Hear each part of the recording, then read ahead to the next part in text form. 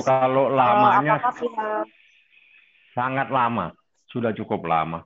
Kan memang saraf kejepit itu kambuhnya kita tidak bisa memprediksi. Kalau orang mungkin salah jalan, salah duduk, tahu-tahu mungkin tergelincir lah, itu mungkin bisa ketarik lagi. Dan itu bisa menyebabkan kesakitan yang luar biasa. Seperti itu. Harus dirawat nih kitanya sampai 3 hari. Artinya perawatan itu harus intensif karena dia perlu terapi. Jadi terapi kalau nggak salah kemarin itu. Tapi Niki merasa sudah tidak nyaman di rumah sakit. Dia merasa lebih terpenjara dibanding di penjara sendiri. Jadi daripada dia semakin menderita, akhirnya dia menderita bukan karena sakitnya, menderita karena dia betul-betul di kotak seperti itu ya. Mending balik aja lah. Di rutan dia lebih bebas, bisa beraktivitas, bisa berolahraga. Sehingga kemarin dia balik ke rumah tahanan negara, ke rutan. Seperti itulah. Kalau terapi kan kedokteran ya.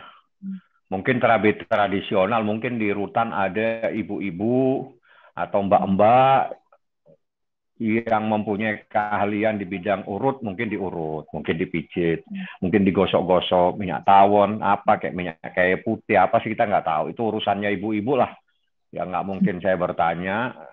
Saya pikir pengobatan tradisional itu mungkin bisa lebih membuat Nikita sembuh dibanding dia masuk di rumah sakit, tapi dia diperlakukan seperti itu, semakin sakit nantinya. Nggak sehat jadinya ya. Loli datang, saya bawa untuk ketemu sama ibunya, sama maminya, Mimi ya panggilannya. Ngobrol lah si Loli sama mamanya. Loli udah cukup dewasa, diamanati untuk jaga adik-adiknya.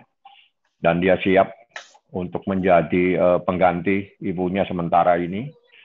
Walaupun dia bilang saya masih terlalu muda, tapi ini harus dihadapin. Ya udah, itulah yang dihadapin sama Loli kemarin. Lama lah Loli dari siang. Dari siang saya bawa jam 11-an lah. Saya bawa itu sampai lumayan, sampai kita bawa kembali Niki ke rutan. Seperti itu. Kalau hukum ikutin aja prosesnya, pasti akan sidang dalam bulan ini. Nanti kita lihat seperti apa dakwaannya. Apa yang menyebabkan Nikita ditahan itu, pasal apa, kerugiannya seperti apa, manusia yang melapor ini siapa, itu nanti semuanya akan terungkap. Gitu loh. Akan terungkap di persidangan. Ya, nanti fakta-fakta itu pasti akan kami gali semuanya, kami bongkar, dan kami akan ungkapkan satu persatu. Makanya saya minta jangan ditempelkan. Ya karena pasal itu harus ada kerugian nyata.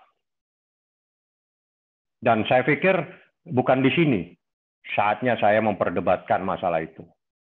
Nanti di ruangan sidang. Karena itu materi di persidangan. Pasal 36, pasal 27 ayat 3 itu materi di persidangan. Pencemaran nama baik itu seperti apa, itu nanti di materinya di persidangan. Dakwaan jaksa seperti apa, nanti pasti kami eksepsi. Kami akan coba untuk membongkar dakwaan tersebut dan kami akan jelaskan secara hukum apa yang terjadi dan apa yang menjadi permasalahan di dalam dakwaan itu yang kami anggap bisa terjadi dakwaan tersebut adalah tidak layak untuk disampaikan ke persidangan. Yang jelas berdasarkan aturan kerugian itu nyata. Dan kita lihat nanti kerugian seperti apa. Jangan nempelkan pasal sekedar untuk bisa menahan. Dan ingat, nih kita tidak mungkin ditahan seumur hidup. Dia pasti akan keluar, akan membongkar semuanya nanti. Termasuk siapapun yang patut diduga. Itu aja lah. Nggak apa-apa, ini kita ada di rutan. Udah balik kok. Kemarin dia balik karena dia merasa semakin terpenjara kalau dia ada di rumah sakit. Karena tidur pun ada yang di samping dia juga. Terus bahkan dia sampai bahasanya kok saya minta sendok aja susah. Ini apaan gitu loh. Ya bilang kalau memang kamu merasa lebih terpenjara di sini, ya udah sakit-sakit pun bilang sehat supaya kamu bisa balik ke hutan. Itu aja. Justru merekomendasikan supaya dirawat. Nah, karena dokter rutan sudah rekomendasikan dirawat dan dia dirawat di rumah sakit, tapi Niki merasa ini ada yang luar biasa sekali memperlakukan dia di rumah sakit, sehingga dia bilang ini lebih penjara dari penjara, kata dia. Lebih baik saya balik saja di rutan daripada saya ada di penjara lagi, lebih dari penjara yang sebenarnya. Saraf kecepit nggak ada kaitan sama makanan. Saraf kecepit belakangnya mungkin diurut, mungkin ya, atau digosok-gosok kan di situ kan banyak ibu-ibu ya, banyak mbak-mbak ya, kalau mungkin dia belum berkeluarga, atau ibu-ibu ya mungkin dia mempunyai keahlian, mungkin bisa dia gosok, dikasih minyak kayu putih atau minyak tawon, apalah. Nah, gitu loh. Yang bisa membuat Niki lebih nyaman karena itu kan saraf kecepit. Biasanya saraf kecepit itu kalau tidak diterapi harus dioperasi. Tapi belum dioperasi karena itu penyakit lama sebetulnya. Kalau nggak nyaman, saya pikir nanti saya tanya gitu loh ya. Jadi nggak mungkin saya tanya seseorang yang ada dalam tahanan, kamu itu makan nasi apa, terus kamu tidurnya pakai bantal atau tidak. Itu sudah nggak logis. Saya pengacara nanya-nanya yang begitu. Ya, paling saya tanya perlakuan. Apa Anda diperlakukan layak di situ? Artinya layak itu ya yang manusiawi. Kalau tidak diperlakukan secara manusiawi itu urusannya pengacara mempersoalkan. Tapi apakah Anda tidurnya pakai bantal, apakah pakai kasur, itu bukan urusan pengacara, ngurusin yang begituan. Ya, layak. Nah, ini pertanyaan bagus.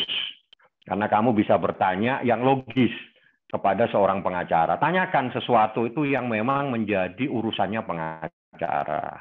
Misalnya yang tadi, apakah dia diperlakukan manusiawi? Sangat manusiawi. Karena apa? Niki itu bisa berolahraga, bisa sholat. Hak-hak dia sebagai manusia itu tidak hilang. Dia bisa beribadah bersama, beramai-ramai. Bahkan bisa makan beramai-ramai sama teman-temannya. Ya. Jadi luar biasa perlakuan dari rumah tahanan itu terhadap Niki dan yang lainnya. Hak-hak itu diberikan, terutama hak untuk beribadah dan bergaul dengan para tahanan yang lainnya.